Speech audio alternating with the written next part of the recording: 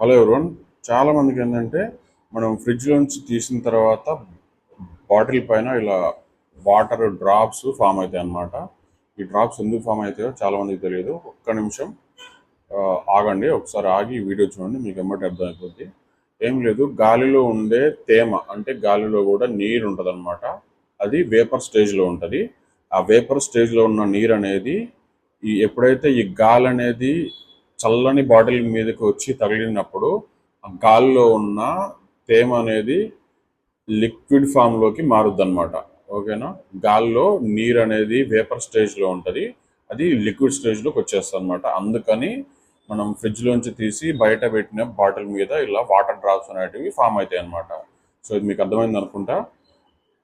అంతేగాని ఈ బాటిల్లో ఉన్న వాటర్ లోపటి నుంచి బయటికి ఇలా చుక్కలు చుక్కలు రావు. గాల్లో ఉన్న తేమ ఇట్లా అయింది అనమాట. So thank you very much.